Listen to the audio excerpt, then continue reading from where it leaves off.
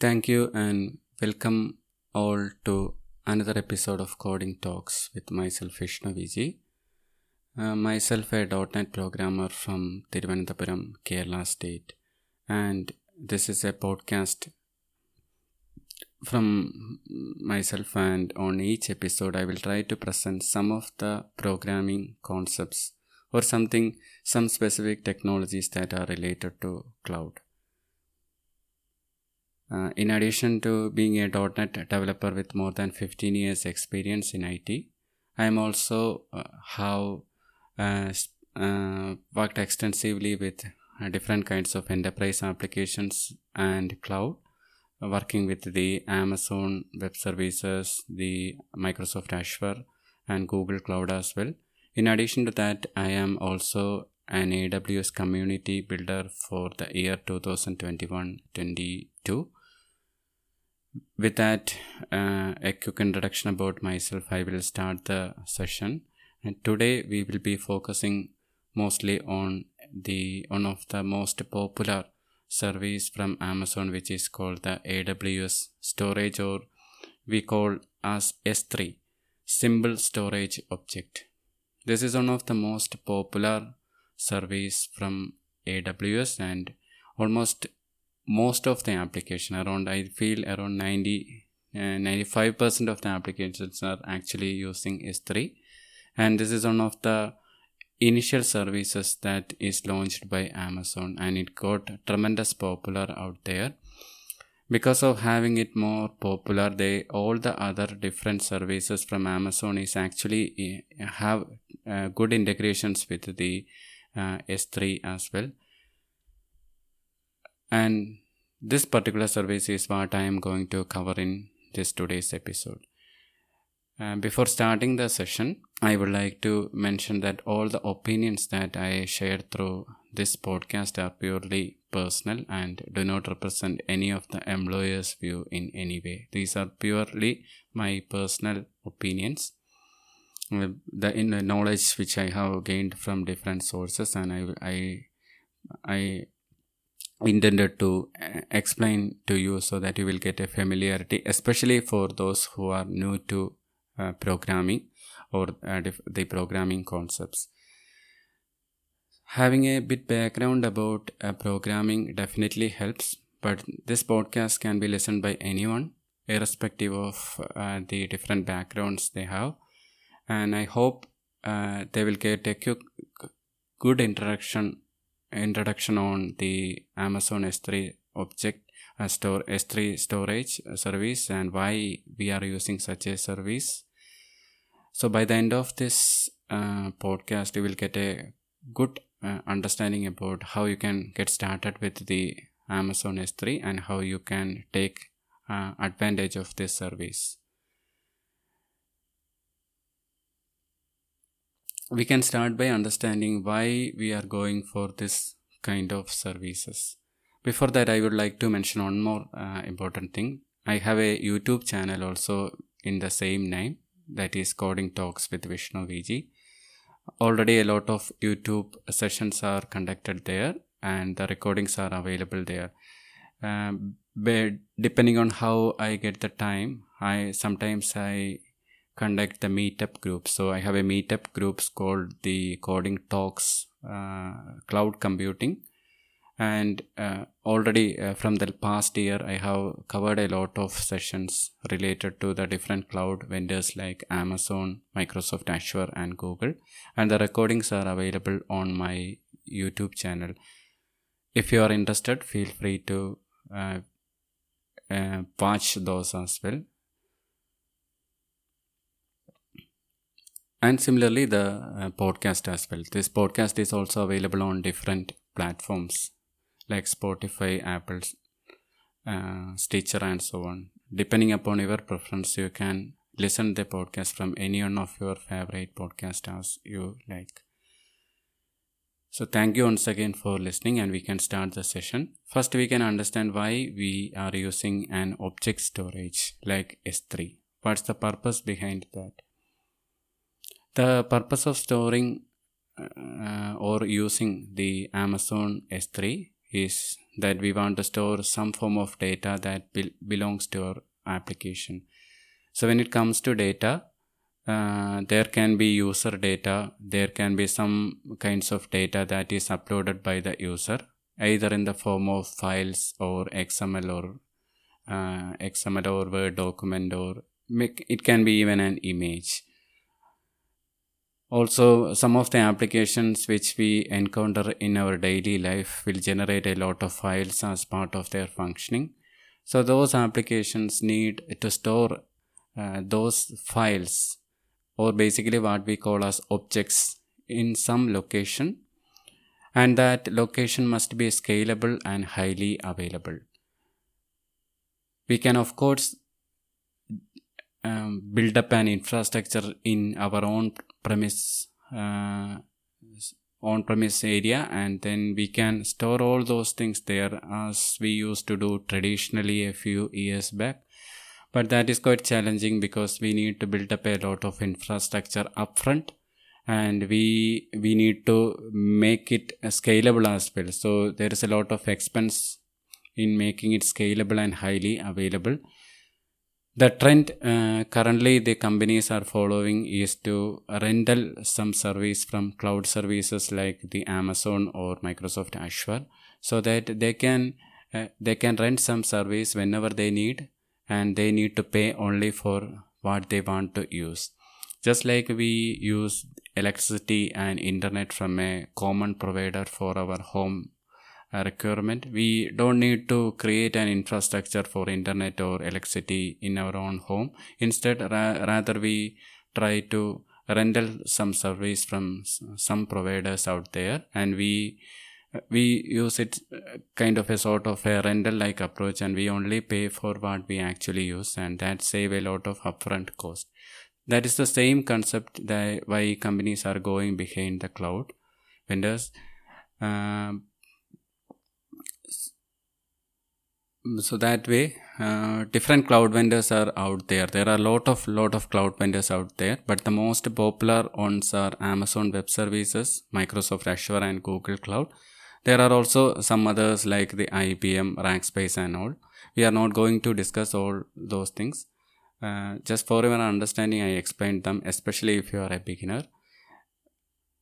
Today, we are focusing on the Amazon Web Services and one of its most popular service called the Amazon S3, which is an object storage. So just now we understood that as part of our application development, we need to store some form of data.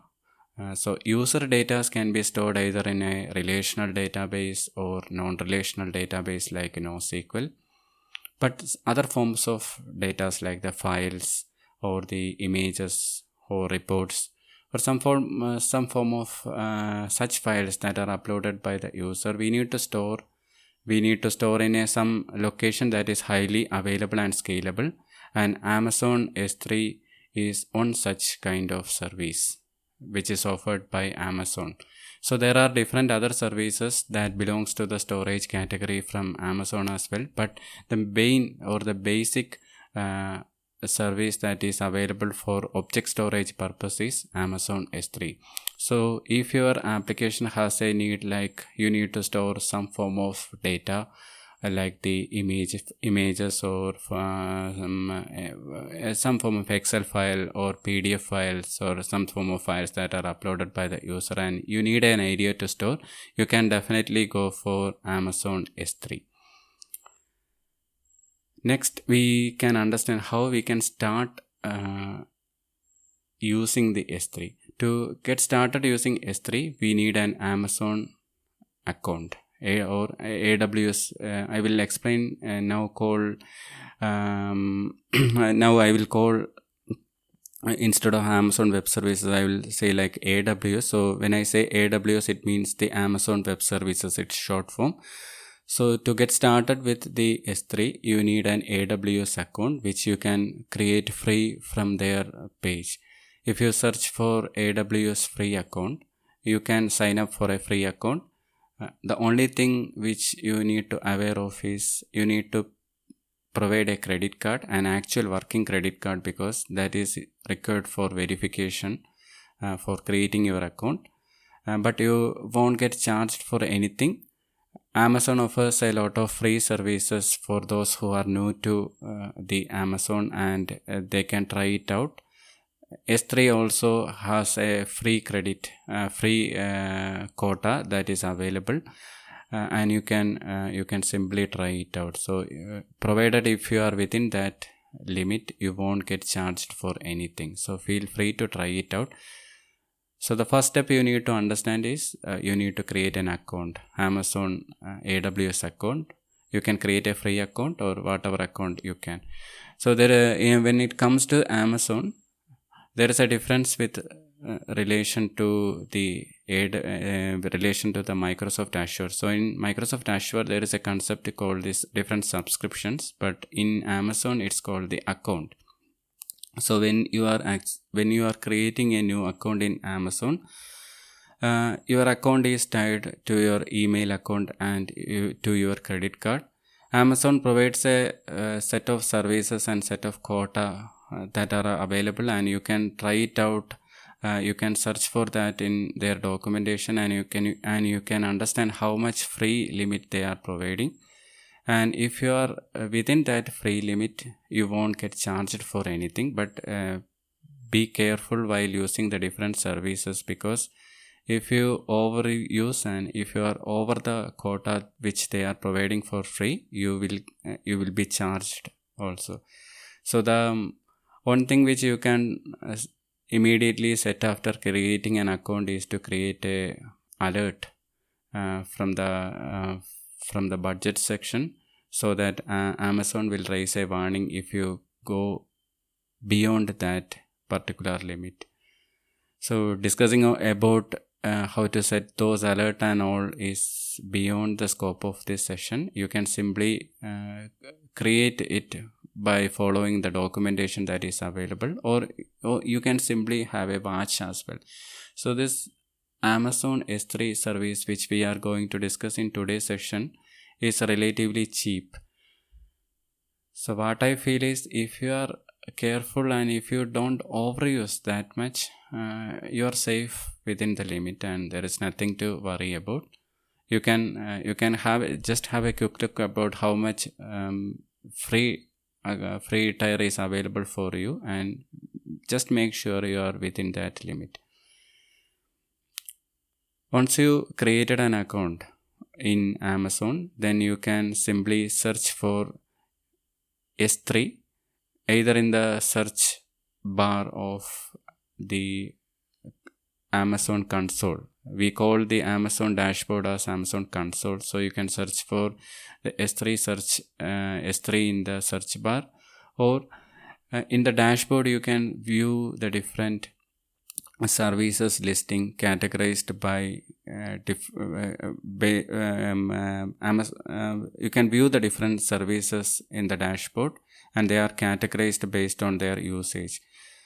So if you have a need for using a kind of a storage kind of service, so that is categorized under the storage. Similar way, if you need a database, that is categorized under the database or the RDS service. If you need some machine learning or big data related service, that is categorized under the big data services. So depending upon your preference or what service you need from a cloud vendor like Amazon, you can look into that particular category and you can select a service.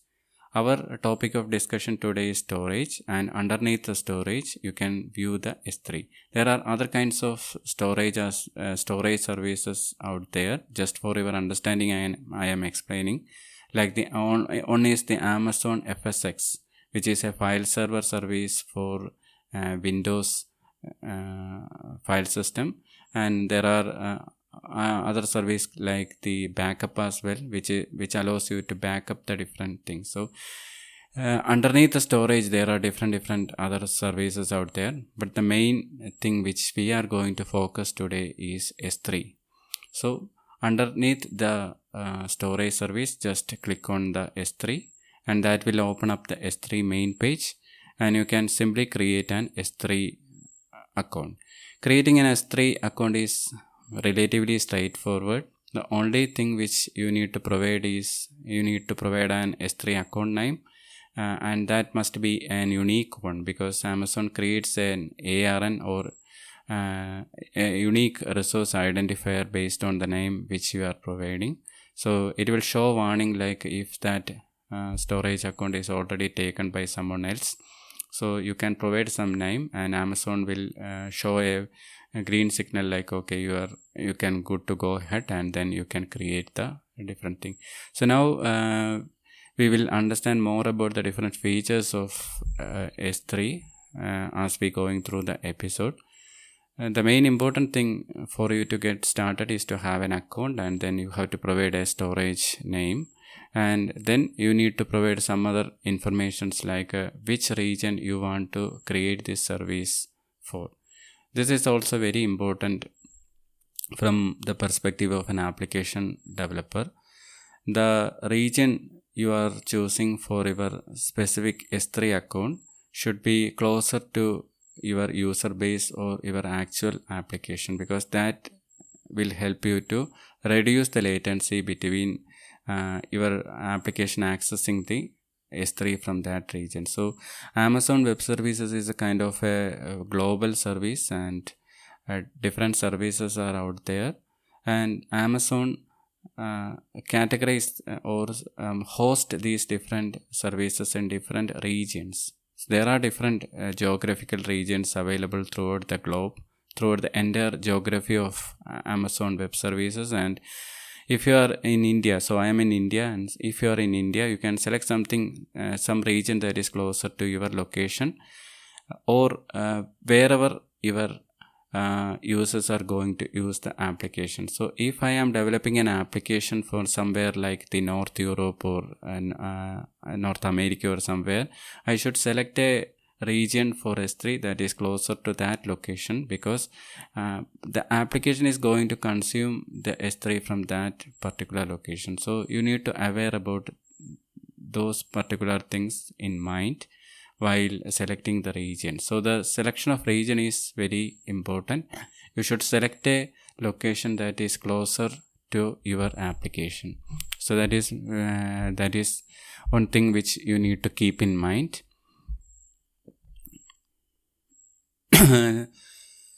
Then you can provide all the other details as default, and you can create a S3 account.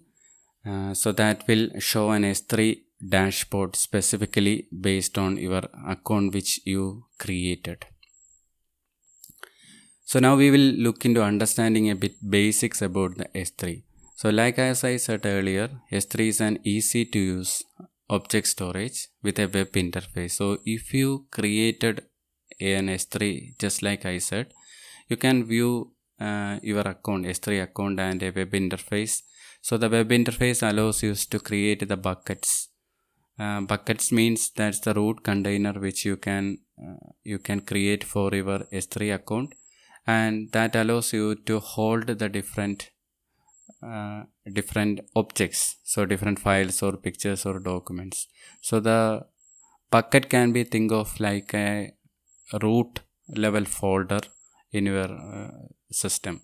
So if you have a C drive, and if you have something like a root level folder like files or pictures or something, same way you can call the root level folder as bucket in S3. So there is no folder concept in S3. Instead, we call the root level container as bucket. So the first step you need to create is you need to create a bucket, and you need to provide a name for your bucket as well.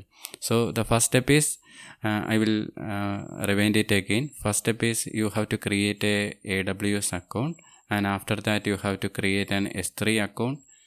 So while you provide the S3 account name, it should be unique, and Amazon will show the warning. And the other thing is like you need to select a region, and that region must be closer to where your users are actually using the Amazon S3.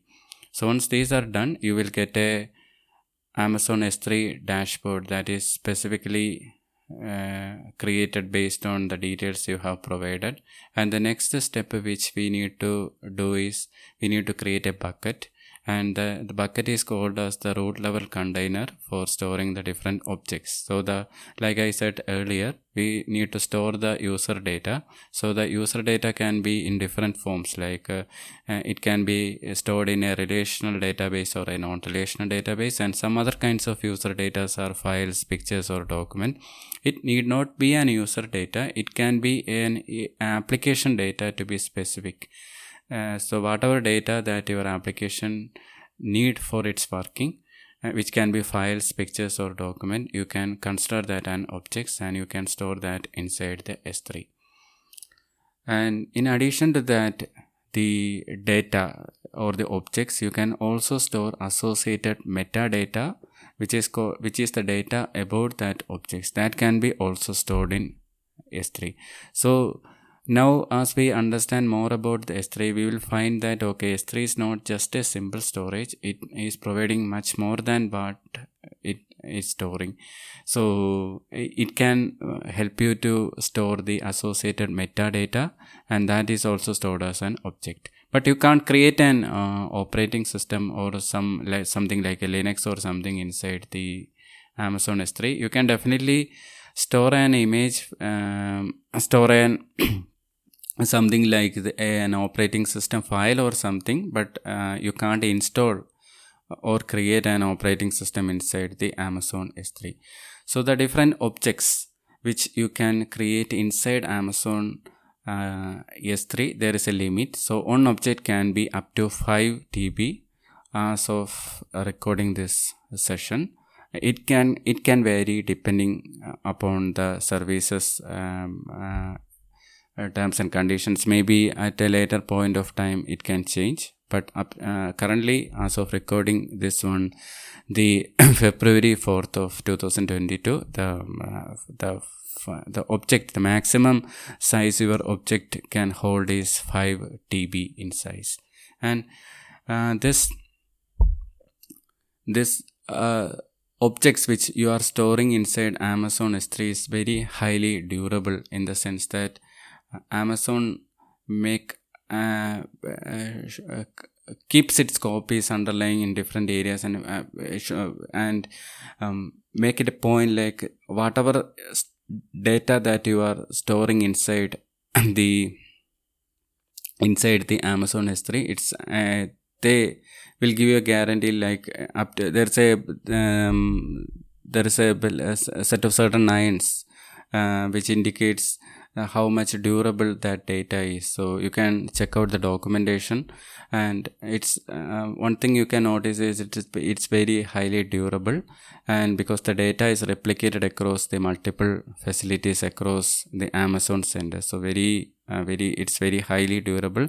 You can have additional replication as well to increase the availability as well as the durability, but even though if you are not doing that, still the data is highly durable, and it's highly scalable as well. Like if you are storing some form of data and you need some additional space, you can expand it very easily. It will automatically expand depending upon how you are storing the data.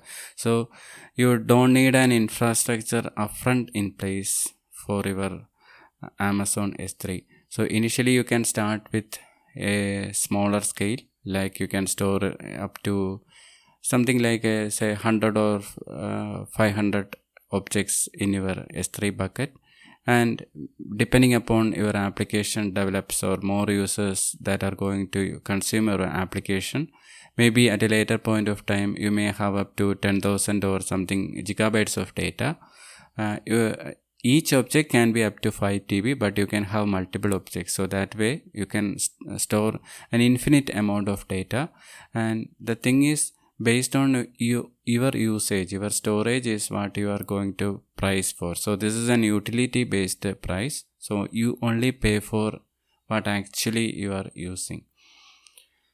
So you don't need to have an upfront cost in place. So this is one of the advantage you will get from a service like cloud provider.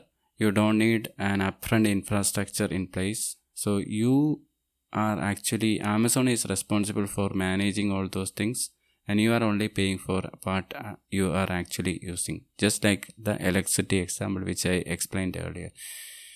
And the data which we are storing inside the Amazon S3 object, by default Amazon encrypts the data.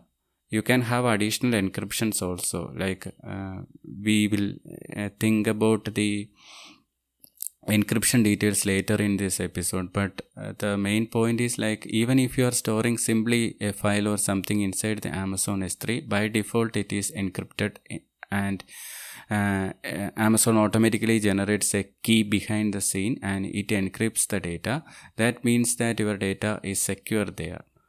So these are some of the common things which we can consider while when we are actually going to start working with the Amazon S3. So it's much more than a simple storage. Even though it's calling a simple storage, it's actually having a lot of features behind the scene. Another one important feature is the concept of versioning. So that means if you are storing a file in Amazon S3 and if you enable the version, the next time when you make any update to that particular file, so Amazon stores a copy of that, and you can have two versions, version 1 and version 2. Similar way, you can have any amount of versioning as you like. So this will definitely cost you a little more, because Amazon is actually storing the versions as well in this case, but it provides the flexibility, like if you want to get advantage of the versioning feature of a file system or an object system, definitely you can try it out. Just like when we enable version in a Word document, if you change a file, you can understand how much change that is actually happened, and you can even revert back to a previous point as well. So that same way you can have an versioning for your file as well, but that is up to you. That is up to the application level requirement which you needed from S3. So depending upon your development purpose, you can enable version or not. So versioning can be enabled from within the S3 dashboard. So once you create an S3 account and once you create a bucket, you can enable the version and all inside the properties which is available from that dashboard, and you can enable the versioning as well. Another thing which I want to explain at this point is, like, we in this, especially because this is an audio podcast, we are now considering understanding S3 from a dashboard, or we generally call like AWS console. But there are different other ways also by which you can interact with the S3. So if you are familiar with the command line interface, Amazon offers a tool called the AWS CLI, which you can download from Amazon website and you can install in your system. There are different versions available depending upon the operating system which you are using. If you are a Windows or Linux user, or even if you are a Mac user, you can install the AWS CLI. And once you install the CLI, you just need to configure with the account you just created with the command called AWS space configure, and it will basically ask the different details that you need to provide. The main detail which you need to provide is the Amazon account name and the secret key, which is the way by which the CLI authenticates with the Amazon S3. You need to provide that thing, and then the CLI or the command line interface can actually interact with the S3 behind the scene, and all the things which we just discussed, like creating a bucket, enabling versioning, and all the different other features which we are going to discuss in this episode, all that you can done through the CLI as well. So if you are a technical person or an ops person, definitely CLI will be much comfortable for you.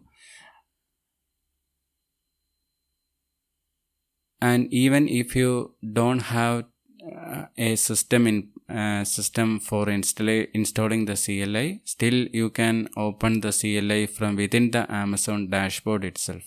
So if you have logged into the Amazon dashboard or the AWS console, on the top section there is a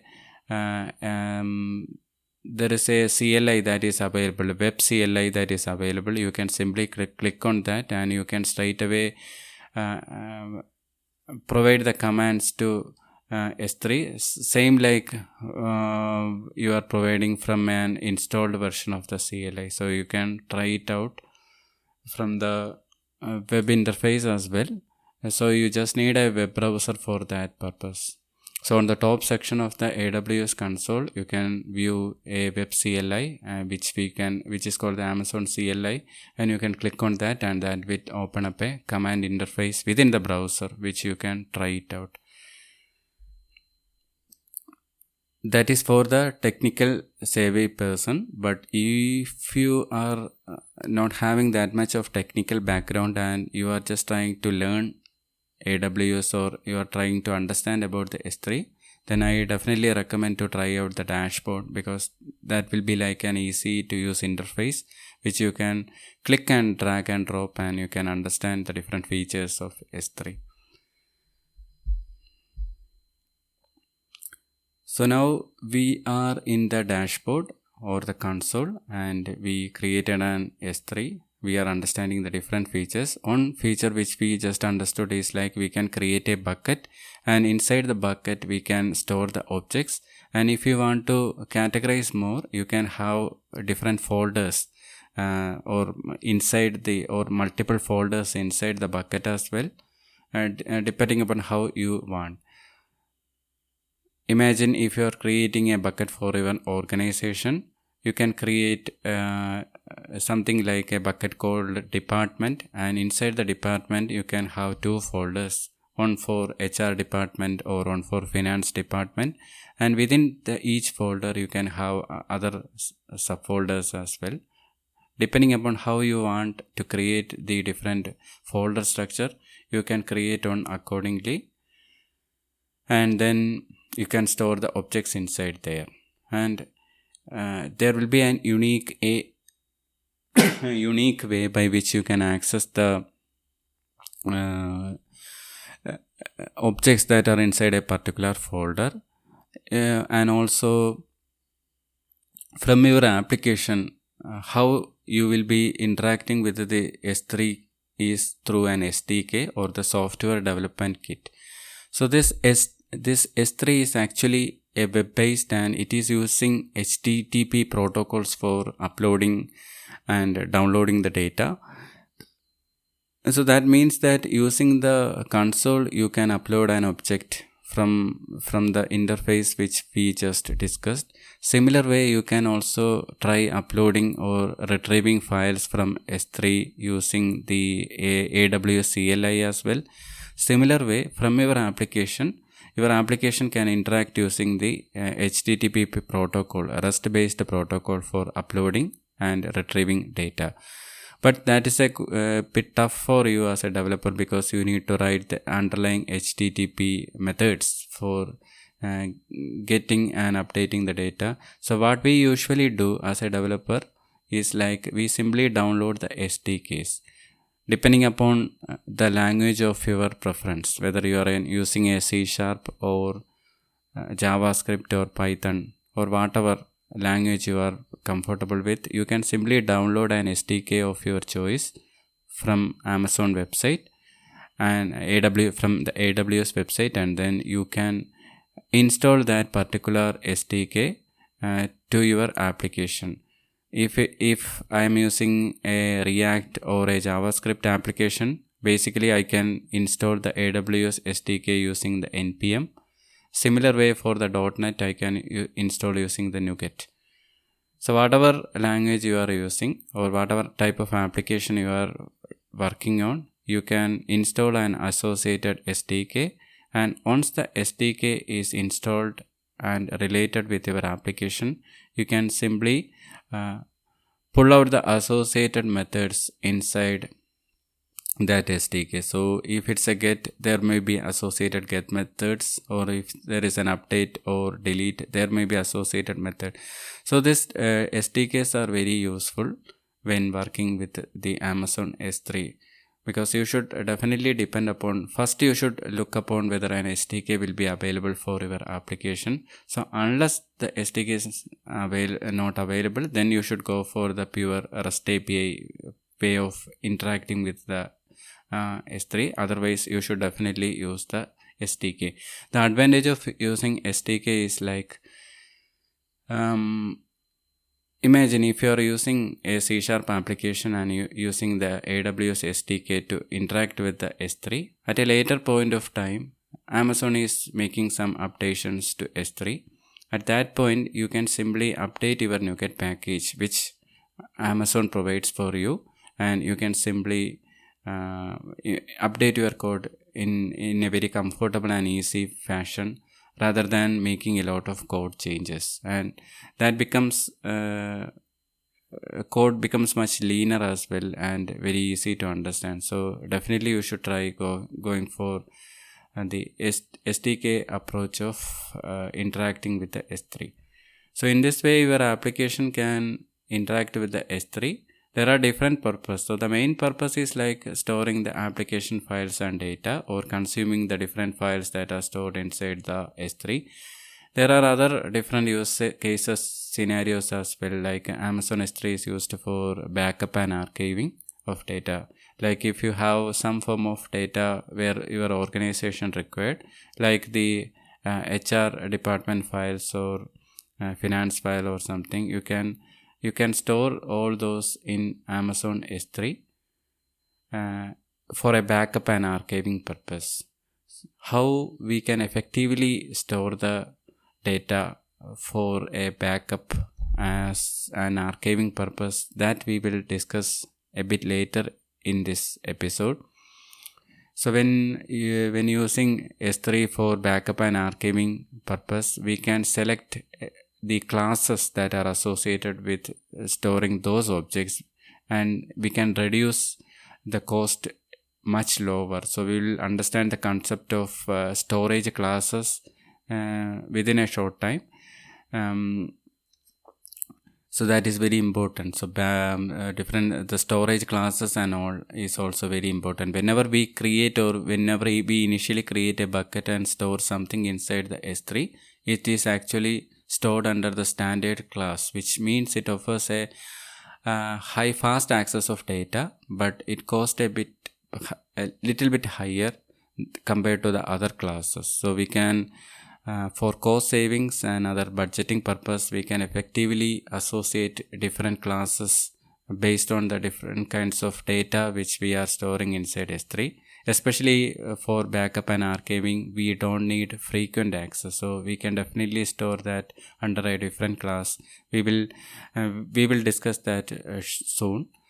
And another thing is like the application content storage and distribution, as like we discussed earlier. Your application may need to store different contents, and you need to distribute them to your users. So that purpose you may need to store. And another thing is like more today the companies are using S3 for big data and analytics purpose. So if you search for the documentation, you can understand that the big data and analytics require a lot of data to be stored, and the services like S3 offers cheaper and highly available large storage of data. So we can definitely store the big data and underlying data and contents inside the S3, and that can be used and consumed by different other services, even inside Amazon or even outside the Amazon, for different analytical purpose.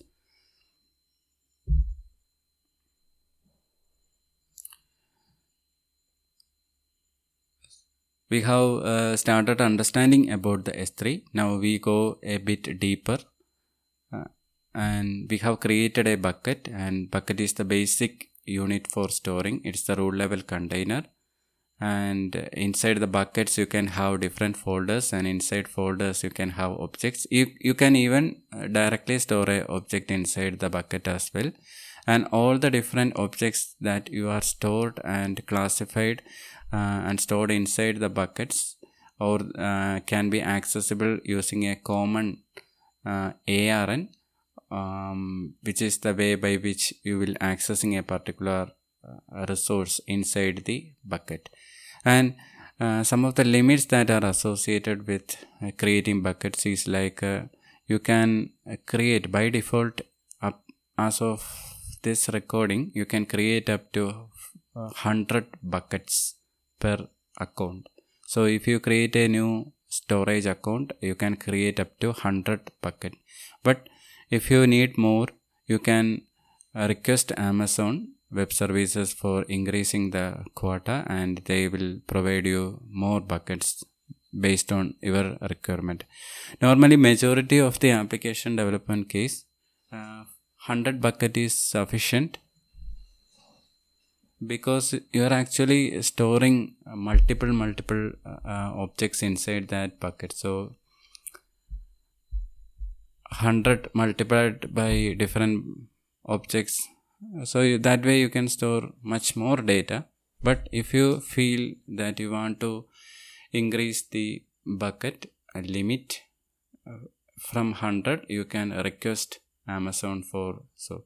And each bucket which we created in the Amazon Web Service, so that bucket should be created within a region.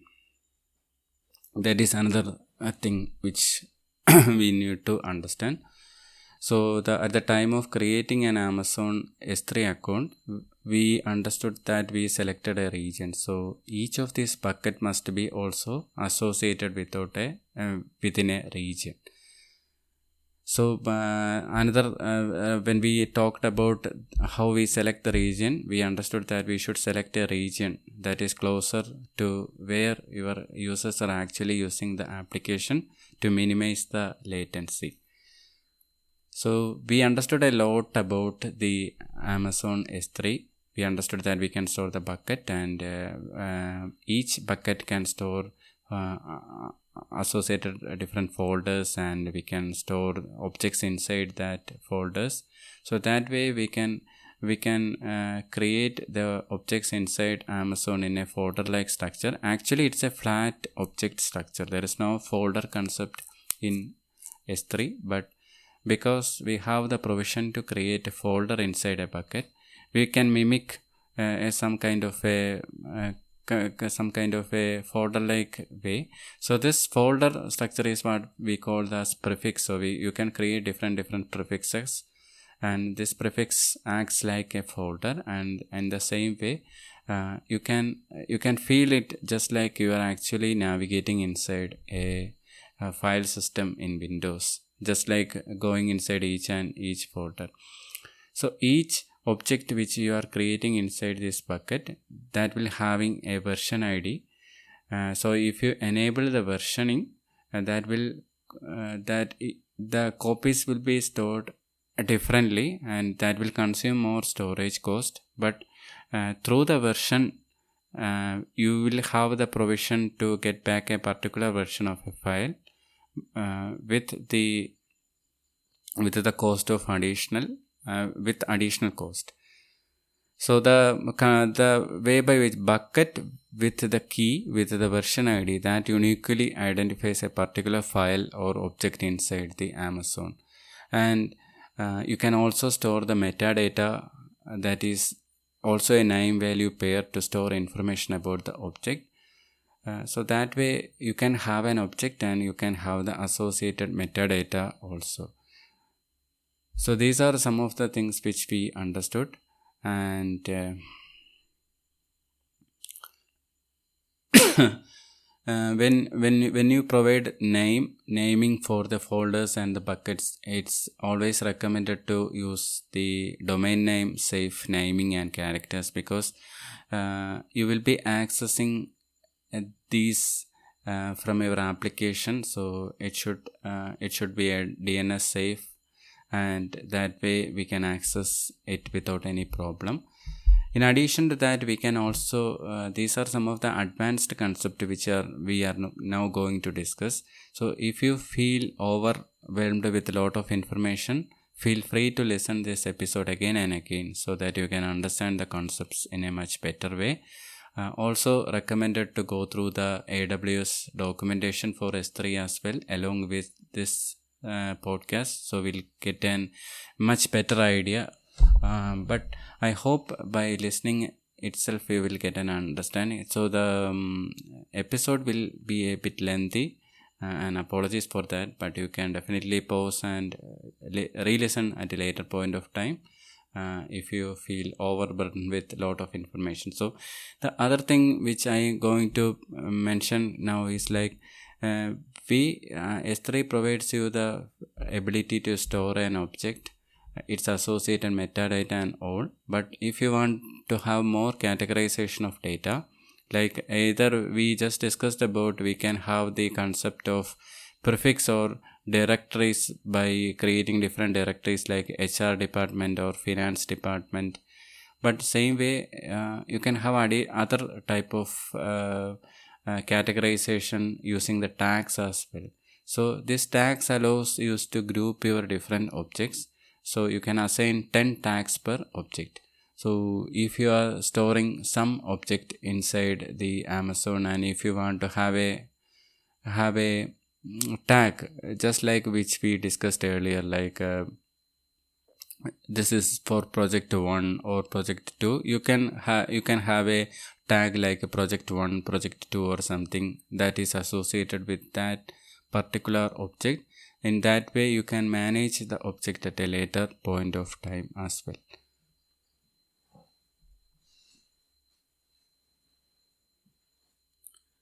Now you may be thinking how much consistent the S3 service is. Imagine if you are storing some object inside the S3. What will happen if another instance of the application is going to read that same file? Will it get that file? Imagine I am uploading from an application. I am uploading a file named file 1, and after some time I am uploading another copy of that same file, the file 1 with a more with some updations, and usually from the application I will be using an SDK, and I will be calling the put or update file method to update the file, and definitely S3 will update the file. But you may be thinking what will happen if immediately another user is going to access that same file, will they get or not? So the thing is like S3 provides strong consistency for puts, that is the updates, list and deletes, deletion kind of operation. So if you do an update or list or delete an object, so the subsequent read retrieves the latest version of the object. So no other custom code is required, because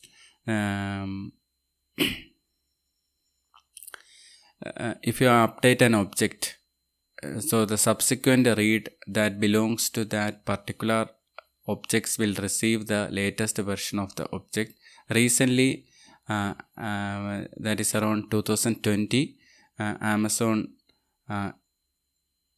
included the strong consistency for all the operations. So that means that whenever you make any modification to the object, that is readily and immediately available for all the subsequent read operations.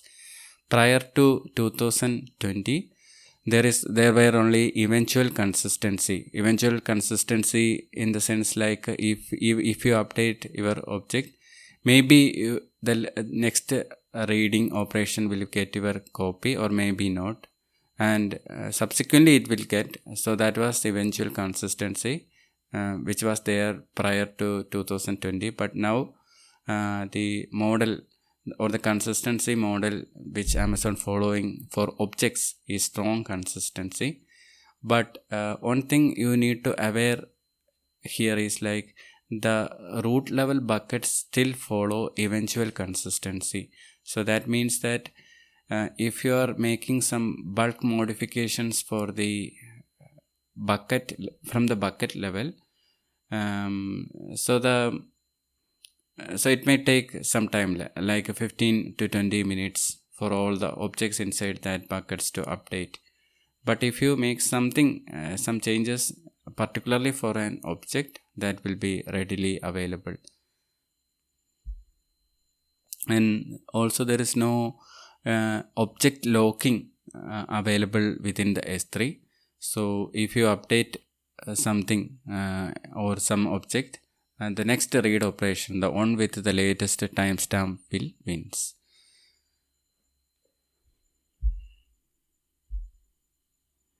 So we have understood a lot of things. Now you may be thinking, okay, I have understood, like can use an SDK and connect to the S3. So how will be the authentication and all things will be happening? So we will think a bit about the authentication and authorization, all those things a little bit, and then we can look into the pricing as well. So the authentication, you will be mainly setting it through the policies. So there are different kinds of policies. Mainly two kinds of policies, like resource based policy, and you can have the user based policy as well. So Amazon provides a separate service called the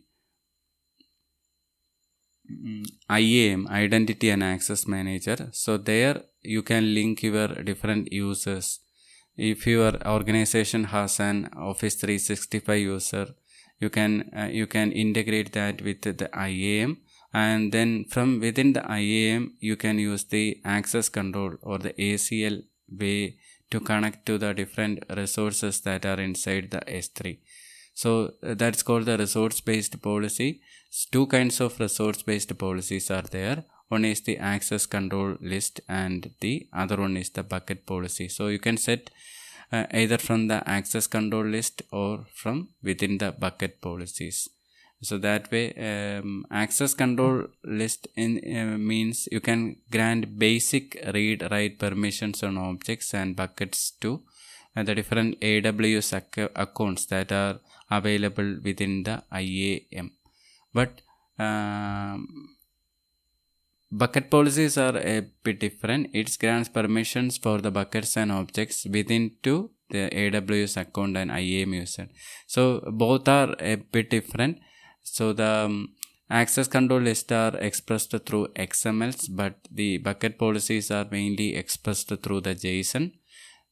So the bucket policies can be used to provide fine-grained permissions for the users, and there is another concept called the user policies as well. So that can be also expressed through the JSON, and so different kinds of policies which you can apply. So whenever you create a new user from within the AWS account, so initially you will be the admin and you have the root level privilege for accessing all the different buckets and objects. But if you want someone else to access the different objects that are inside the buckets, you can integrate the AWS S3 with the IAM or the Identity and Access Manager and set different user policies from there. You can set the resource based policies as well as the access control list or user based policies based on the levels of controls that you want. So you can have you can check all that different things from the documentation that is available from within the AWS. Based on that you can provide the policies, and based on that your user will get access to the different resources. Similar way, there are different services within the AWS as well. One such service is called the EC2. So if your EC2 instance wants to access something that is inside an AWS bucket, you can set policies for the AWS services as well. So the concept of user, groups and roles is there inside the IAM. So if you open the identity and access manager services, you can create users there, you can create user groups there, and you can set policies either for the specific user or for a group of users. And you also like I mentioned just now, for the different other AWS services that wants to access the AWS buckets, you can have a concept called the roles, which allows you to create different roles. You can create a role called EC2 role, which allows maybe your EC2 to access the bucket, and you can set policies for that as well. So all the different policies you can set from within the console. So once you have an AWS account, you can set the different kinds of policies based upon your requirement. But other than that, we can understand now from a simple instance, like when we initially created AWS free account, we understood that we can create an S3 account and we can create a bucket and we can store an object. Now imagine you want to try out a simple scenario where from within your JavaScript or C# application, you want to access something, an object that is inside a particular bucket. So how you do that? The one thing which you can do is like you can create a new user particularly for the application, and then you can or you can create a role if it is an EC2 service or some other service that is accessing your S3. But being an application, you can create a user. So when you create an user, it shows two types of authentication.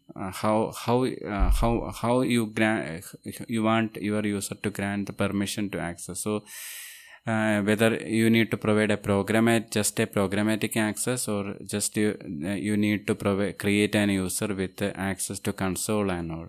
So you can have that provision. So if you create a new user from the IAM with both the console and programmatic access, that user can log in to the AWS console and can do whatever actions using the AWS console, like a user interface with a drag and drop. But if you want to create a user which needs just a programmatic access, just like your application accessing your AWS account, you can create a user with just a programmatic access, and that user will have just a account name and a key. So this account name and key are the two important things which your application is going to use to connect, or your SDK is actually going to use to connect to the S3. So with that authentication information, your application can connect to the S3. It can and do all the different operations on the bucket. So it can upload an object, it can update an object, or it can delete an object as well, or even it can list the object. So different permissions you can set. And after you create a user, either for a console access or for a programmatic access, then you can set the different policies as well. So if your application needs just a list or read access from the buckets which you created, you can provide a policy for that user just to have a read-only access or list-only access. Lot of ready-made policies are provided by Amazon as well in their console. So you can evaluate that, and you can understand, okay, you can understand like, okay, this policy should I set for the this application user. But if your application needs to do an all-round activity like the upload or delete or listing, then you need to provide a full access as well. So depending upon the requirements that you need, you can specify a policy accordingly for your application. So those are the things which you need to be aware of. So we have understood how we are authenticating with the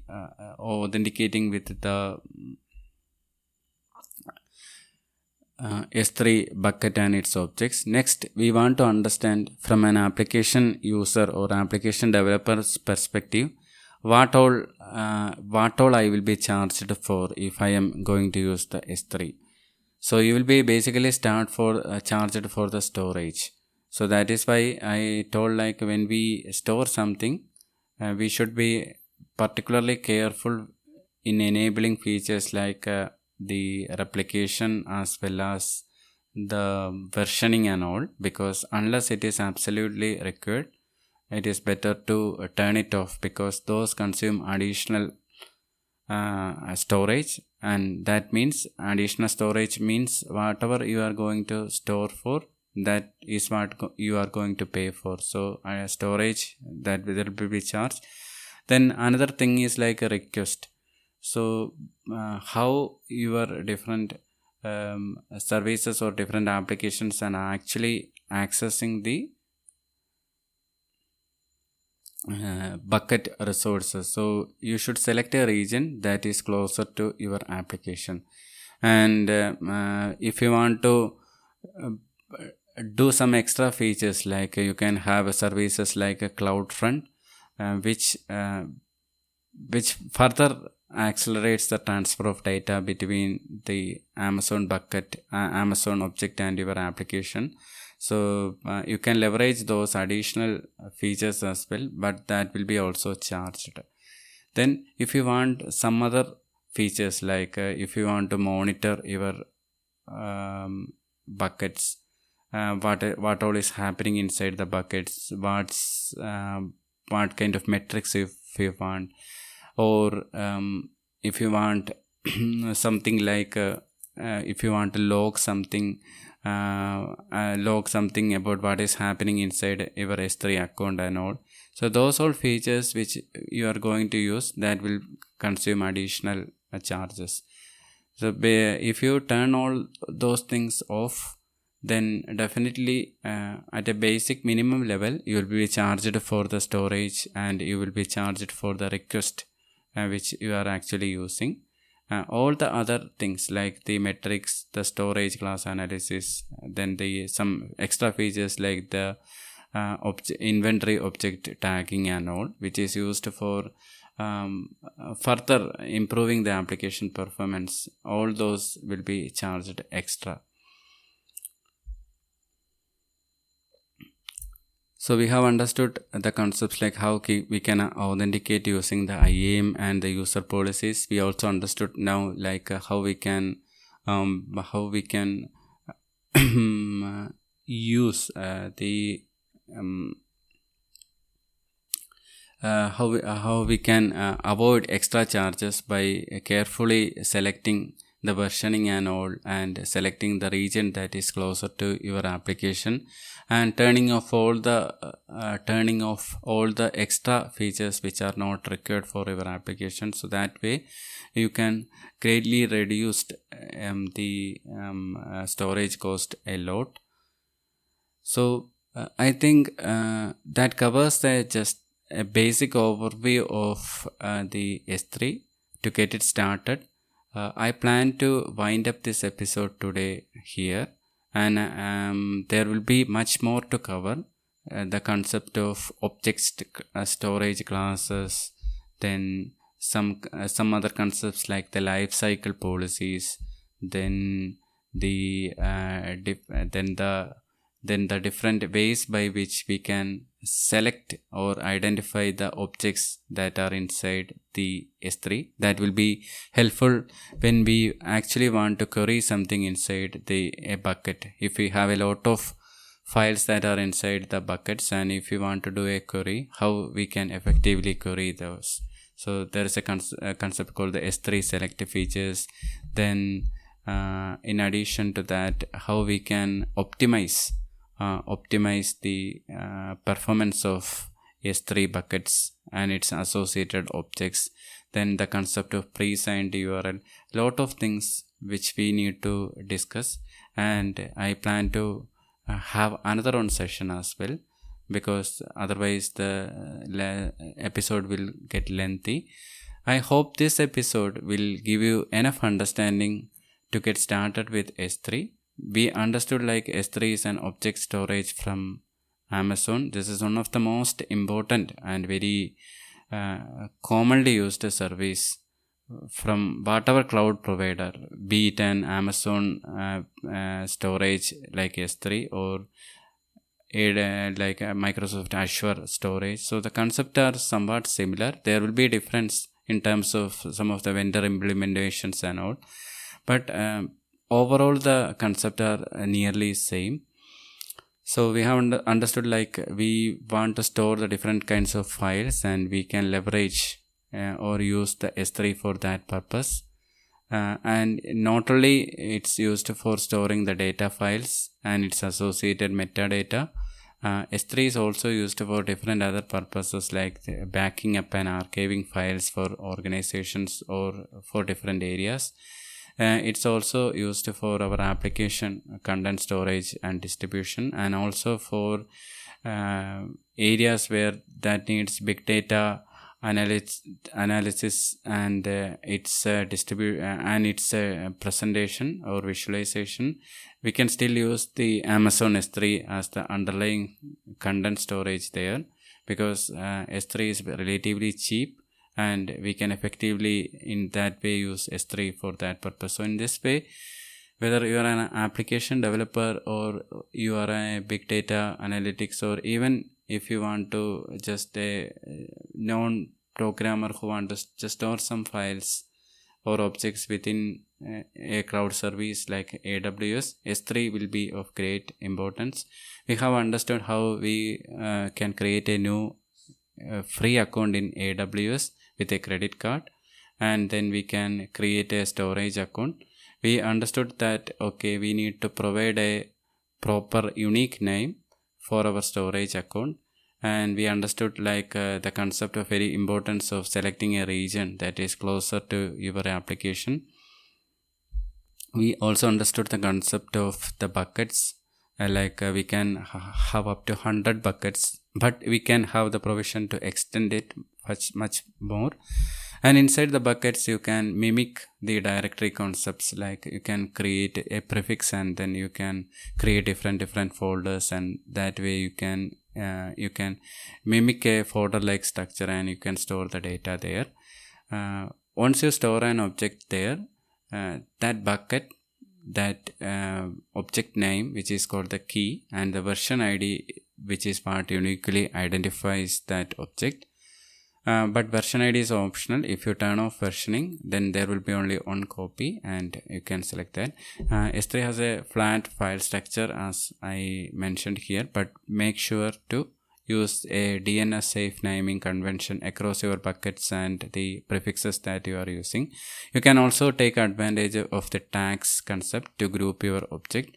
We also understood that there is a concept of strong consistency that is introduced in 2020, so that helped to reduce a lot of custom code, and by default Amazon S3 has encryption in place, like the by default encryption of Amazon with a key that is automatically generated by S3. You don't need to bother about that. Whenever you store a data inside the S3, it will be by default safe and encrypted. But you can have additional encryptions as well, which we will discuss in a later episode. And the way by which you will be connecting your application or how the way by which you are actually interacting with the S3 is through mainly when we discussed that in this podcast, we explained mainly from the concept of an Amazon dashboard, which is an user interface within the browser. That's the easiest and very understandable way by which you can interact with the S3 service. You can create buckets, you can have prefix folders, and you can have the objects stored inside there. You can also store the associated metadata and all. You can enable the version, and you can play a lot using this interface alone. But if you are a technical person and you need a command line kind of interface, you can try it from the Amazon CLI, which you can install either in your local machine, or you can have a web version from within the dashboard as well. That's available on the top. From the application side, you will be interacting to the S3 using the SDK. So depending upon the application language which you are using or for developing your application, like C# or JavaScript or Python, select a SDK according to the choice. Many of the most popular programming languages out there have the concept of package managers there. So take advantage of that feature and simply install the associated SDK. Once install the SDK, you can have the idea of reading the documentation of S3 and understand how you can call a method. Or you can select that particular package manager documentation as well, like the NuGet package manager, to understand how a particular NuGet package is working. That way you can interact with the S3. But if there are no SDKs available, still you can interact with the S3 through the HTTP REST API. But that's the final way. You definitely look upon the SDK. That's the preferred way. And next we understood like how we will be charged for. Even though S3 is a utility based pricing and you only pay for what you actually use, but still you have to make aware of like what's your quota, how much you are going to charge, or developing how much storage you actually consuming within a month for your organization. So all those you should keep in mind, and based on that you should enable the different features. Otherwise the bill will be much higher. Even though it's cheaper, the service is cheaper, still there are possibilities like sometimes the charges may go high if you are not careful. So have an eye on all of those things, especially if you are enabling the unwanted versioning and the transfer acceleration, or the different management functions like the monitoring metrics or storage class analytics, or the performance improvement things like S3 inventory object tagging or something. We will be going to consume a lot. Next we will in the next episode that will be coming within 1 or 2 days, we will be discussing more about the storage classes, because understanding that will help you to effectively optimize the cost that is associated with the S3. So whenever you store an object, you are actually paying for what you actually store. And whenever you store initially an object, by default it will be stored under a standard class. That means that object you can access frequently, and it's you can have a very fast access. But some forms of data which you are going to store within the S3 don't require this standard at all, because if you store an archive or backup kind of data with the standard class, it's not an effective utilization of cost. So definitely there are some other ways, and that's through understanding about the different storage classes. So different kinds of storage classes are provided by Amazon, and we will be going to understand all those in the next episode. So thank you very much for listening to this episode. Have a great day, and we will meet up in next episode.